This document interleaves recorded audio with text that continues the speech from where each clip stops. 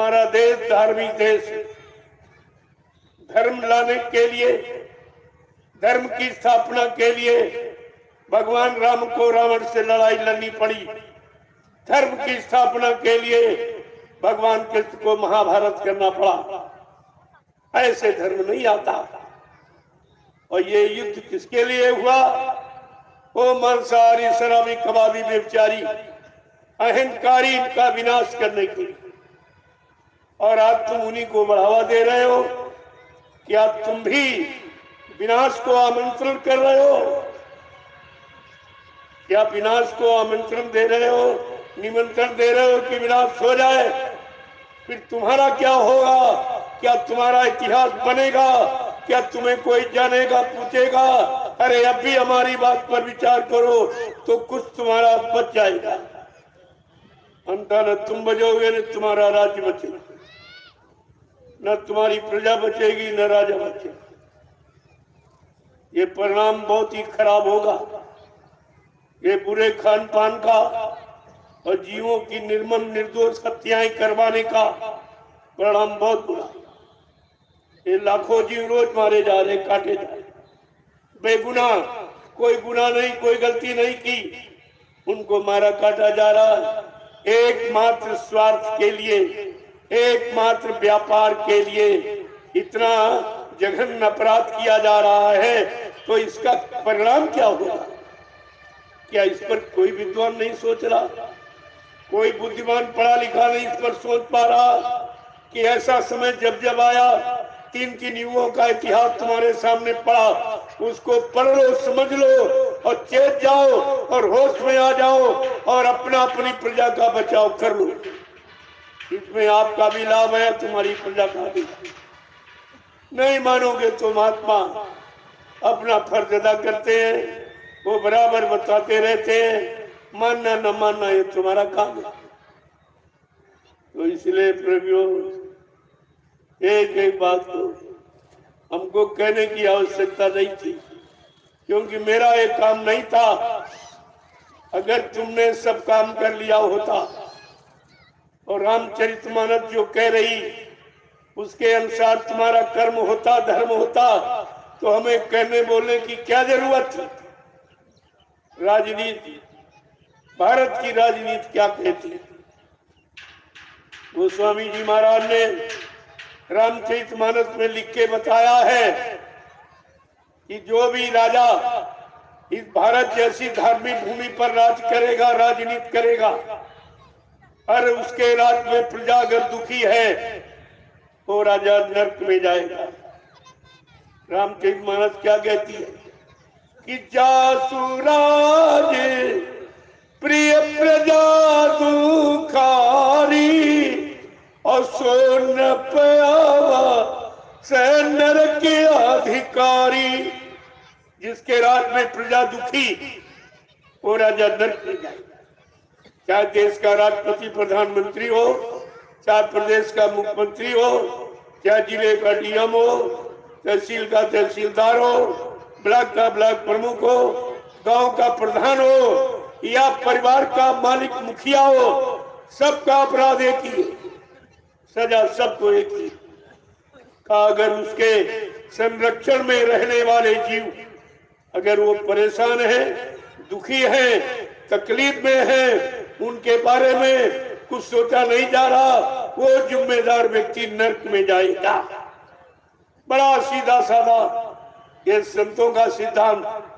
गोस्वामी जी महाराज जिन्होंने रामचरितमानस लिखा है वो गृह संत थे।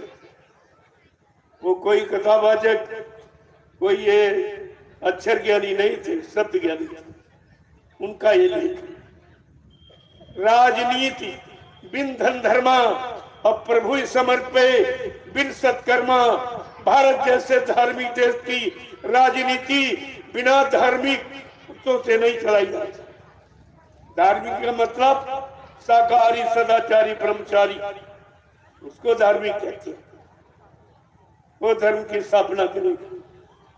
बाकी ये नहीं कोई दिखावा, ये मतलब दाढ़ी बाल लाल पीला सफेद कपड़ा, ये धार्मिक नहीं है, ये धार्मिक नहीं। तो तुम इसी भूल में फंस गए हो इन्हीं को धार्मिक मान बैठे और ये सब अधर्मी। सबके अंदर स्वार्थ भर गया और स्वार्थ कभी सेवा धर्मार्थ परमार्थ नहीं कर सकता। ये स्वार्थी के बस की बात नहीं है।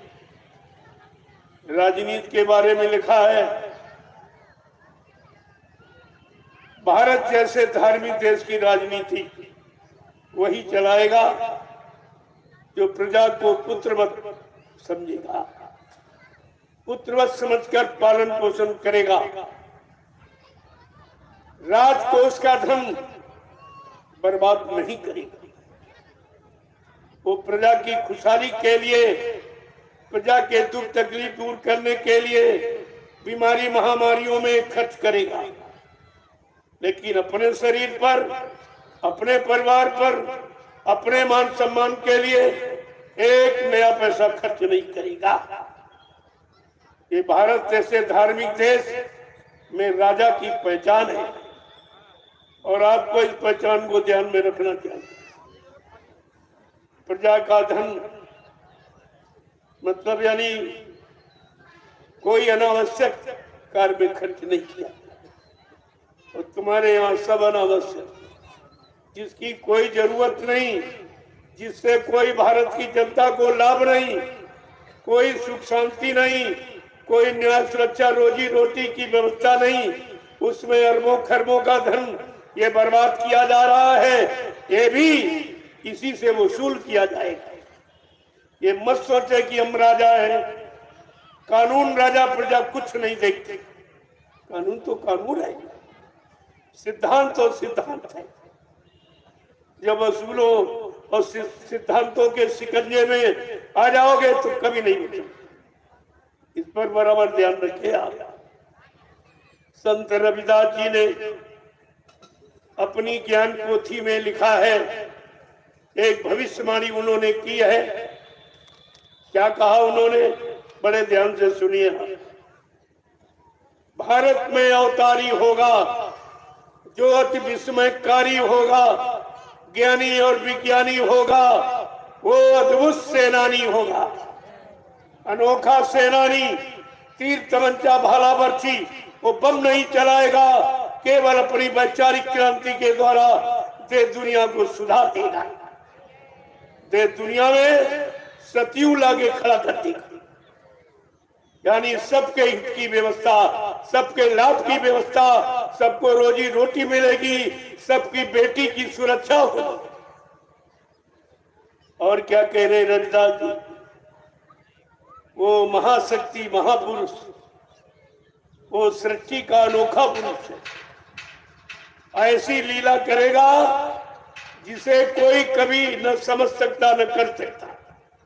क्या करेगा, जीते जी कई बार मरेगा, छंदम भेष में वो विचरेगा, देश बचाने के लिए होगा एक आवाहन, युग परिवर्तन के लिए चले प्रबल तूफान, तीनों ओर से होगा हमला, देश के अंदर द्रोही घपला, सभी तरफ कोहराम मचेगा, कैसे हिंदुस्तान बचेगा।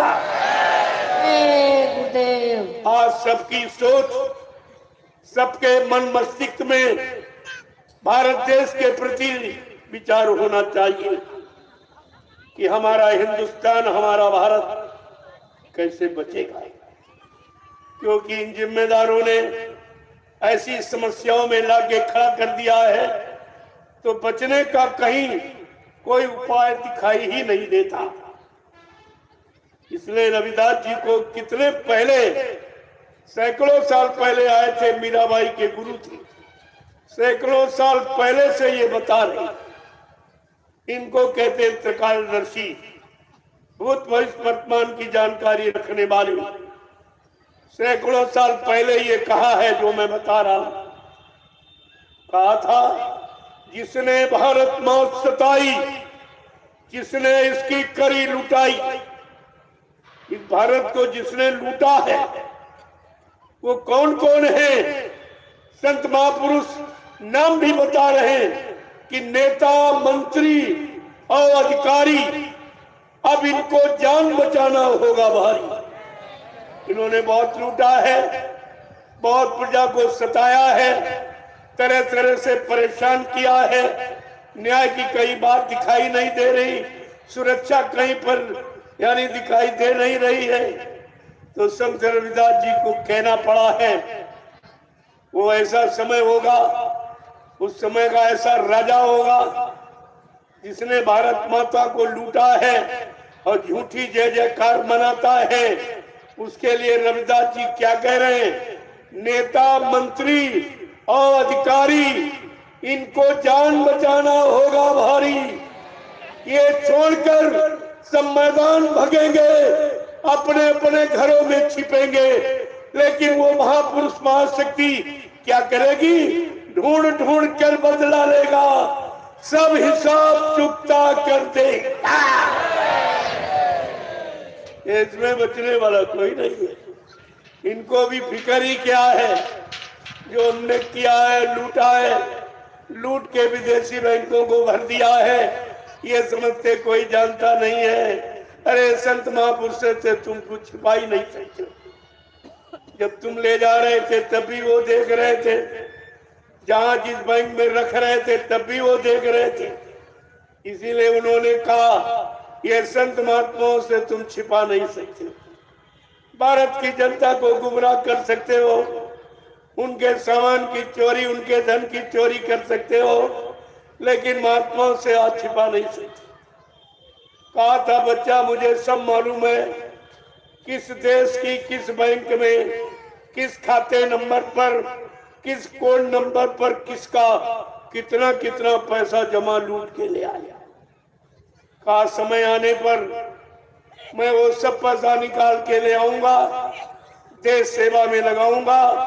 सतयुग तुम्हारे सामने आके खड़ा दिखाई देगा। मेरे पास योजना उनका व्यवस्था है, जिसके द्वारा यानी ये पैसा आएगा। इन लोगों ने सोचा बाबा जी के पहले ही हम कर दें। तमाम नेताओं ने कहा, हम मेरी धन ले आएंगे, हम विदेशी धन ले आएंगे, हम विदेशी बैंकों से करेंगे कुछ। अरे तुम्हें मालूम नहीं किसका कितना कितना जमा, और तुम्हारा भी जमा है तो चोर चोर मुंह से होते भाई। अरे भाई, चोर कोई चोर की चोरी थोड़ी खोलेगा। ये सब प्रचार करेंगे, सबकी निंदा आलोचना बुराएं ले वोट मांगने के लिए, लेकिन ये चोरी नहीं बताएंगे किसका कितना, किस देश की बैंक में जमा, क्योंकि सबका जमा है, कोई तो बाकी नहीं है। कोई ऐसा नहीं है कि जो जिसका ना जमा हो, किसी का कम किसी का ज्यादा जमा। और समय आ रहा है, वो समय किसी को माफ नहीं करता है। ये समझते हम राजा रहे, हमें माफ हो जाएगा। अरे समय क्या कहता, मनुष्य बली नहीं होते हैं, समय हो तो बलवान, और भिल्लल लूटी गोपिका, वही अर्जुन वही बाण। ये उदाहरण है महाभारत का। जब वो नहीं बच पाए तो तुम कैसे बच जाओगे। इसलिए थोड़ा सा आप इंतजारी करिए, जो जो कहा गया है या कहा जा रहा, ये सब करके दिखाया जाए, सब तुम्हारे सामने लाके खड़ा कर दिया जाए। लेकिन पहले इसलिए बताया जा रहा, ये लोग ये न कहें कि कोई जानता नहीं हमारी चोरी। इनको ये नहीं मालूम कि देखने वाला सबको देख रहा। वो तो सबको देख रहा जिसको तुम नहीं देख रहे। वो तुम्हें देख रहा है, लेकिन तुम उसको नहीं देखते। वो जानकार, उसकी बात है, उसका ये कथन है, उसका ये प्रयास है, उसकी ये जानकारी आपको ले लेनी चाहिए। न समझ से पछताना पड़ेगा, और नरकों में कितने हजार वर्ष तक तुम्हें रहना पड़ेगा, क्योंकि तुमने भारत देश की जनता का धन लूटा, इसका कर्म कर्जा भुगतान।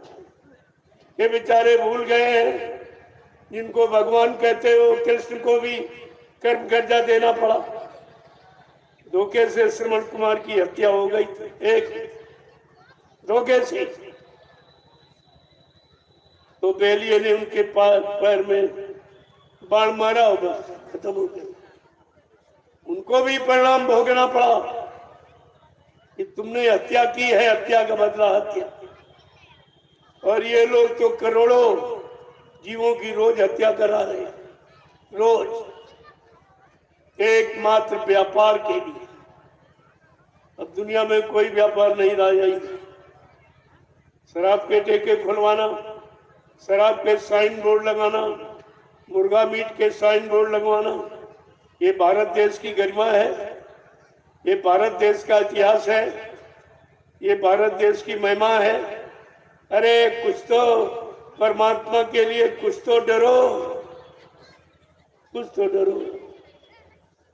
ये सब कहते धार्मिक देश है, धार्मिक सत्ता। तो हिंदुस्तान में कहीं चले जाओ, सड़कों पर भगवान राम का साइन बोर्ड नहीं, भगवान कृष्ण का नहीं मिलेगा। किसका मिलेगा? शराब के ठेकों के साइन बोर्ड। भारत जैसे धार्मिक देश पर, जो राम की यानी कर्म भूमि और कृष्ण की कर्म भूमि है और संतों की योग भूमि है, आज उस भूमि पर ये हो रहा है, ये हो रहा। देखिए आप, और आप भी दोषी हैं, क्योंकि आप कहते हैं जुर्म सहना भी सबसे बड़ा दोष पाप है, ये कह नहीं पा रहे। और तुम्हारे हाथ मुट्ठी में सब कुछ, तुम्हारी मुट्ठी में सब कुछ। जहां मोर लगा देते वही राजा पैदा हो जाता है। ये तुम्हारी मुट्ठी में अधिकार है और तुम भी अपने अधिकार का प्रयोग नहीं कर रहे हो, लिहाजा सजा तुमको भी मिलेगी। तुमको जो सत्य कहता नहीं करता नहीं उसको तो मिलता ही, और जो ऐसे अधर्मियों का साथ देता है वो भी सजा पाने का अधिकारी होता है। रामचरितमानस क्या कह रही है कि सुन खग पाती ये समुझ प्रसंगा, और बुध नहीं कर ये अधम कर संगा। का बुद्धिमान पुरुष कभी अधर्मियों का साथ नहीं देते। झूठा झूठ बोलने वाले, वादा खिलाफी करने वाले और अनैतिक कार्य कराने वाले ऐसे लोगों को साथ नहीं करता, और आप तो सब उन्हीं का साथ करते। तो कहां तुम रामचरितमानस को मानते हो? यही तो बात है कि रामचरितमानस को मानते, रामचरितमानस की नहीं मानते। श्री राम को मानते, श्री राम की एक भी बात नहीं मानते, एक भी सिद्धांत को नहीं मानते। मंदिर को मानते लेकिन मंदिर की नहीं मानते कि मंदिर किस लिए बनाया जाता है। इस मनुष्य मंदिर को पाक साफ निर्मल पवित्र रखने के लिए, ये बाहर में समझाने के लिए ये ईंट पत्थर के मंदिर बनाए जाते, लेकिन इनको बनाकर कितना समझा पाए हो? और तुम्हारे पास भी मनुष्य मंदिर, तुम स्वयं कितना समझ पाए हो? ये सब विचार करने का विषय, ऐसा नहीं है। रविदास जी ने ये भी कहा है, ये आफत कहां से आएगी? इटली से कोहराम मचेगा, लंदन सागर में डूबेगा। युद्ध तीसरा की प्रणयकारी, जो होगा भारी संहारी। भारत होगा विश्व विजेता, भारत होगा विश्व का नेता। दुनिया का कार्यालय होगा, भारत में न्यायालय होगा। तब सतयुग दर्शन आएगा, संत राज सुख बरसाएगा। सहस्र वर्ष लग सतयुग लागे, और विश्व गुरु बन भारत जागे। ये भारत जगेगा, विश्व गुरु बनेगा। ये किसी के दिल दिमाग में नहीं, कि इनकी सोच उधर की तरफ नहीं है। इनकी सोच केवल शरीर के मान सम्मान अधिकार तक है। ये आत्मा के बारे में कुछ नहीं जानते। इसलिए प्रेमियों, समय की बात को समय से सुनो।